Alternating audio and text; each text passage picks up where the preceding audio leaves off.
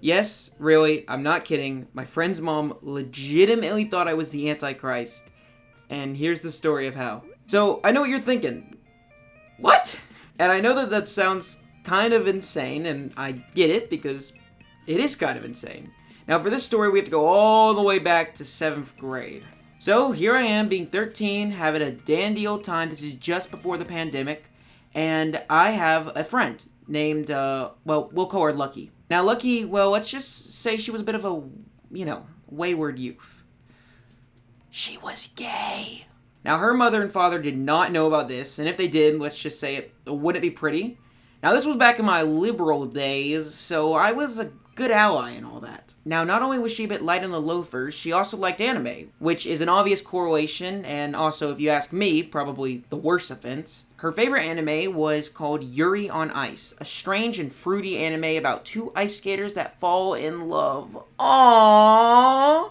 I did not want to watch it, but after a lot of encouragement by her, I gave in and I started watching. And it was pretty normal at first, until about the halfway point. Then, well...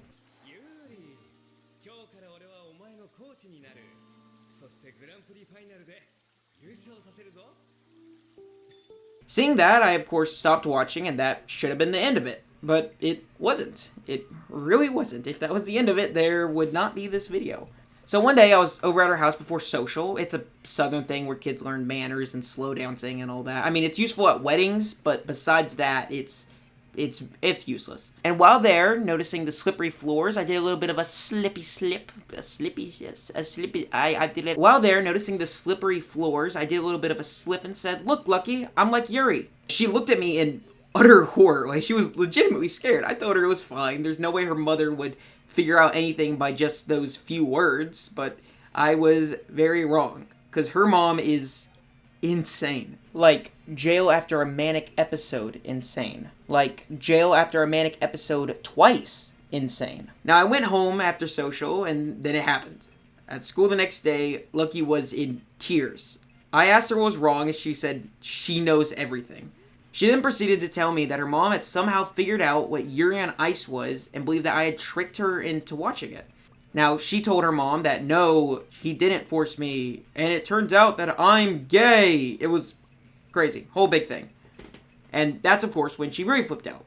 She believed that I had forced her to be gay by forcing her to watch stuff, and that I had corrupted her sweet daughter. Now, not to brag, I was probably the best influence on her daughter's life, so I doubt that this is true, but there was no convincing her mother, and then she started going on about how I was the Antichrist. Like, actually. Supposedly her mom stayed up all night yelling to herself in the bathroom. And I say supposedly, but I was on call with Lucky the entire time, just hearing her mom just scream to herself in the bathroom. When I saw her mother the next week, she just glared at me every chance she got, but not saying a single word. This is until Lucky got out of the car, and then she said, "Don't you ever think of corrupting my daughter. I know what you are. Now get out of my car."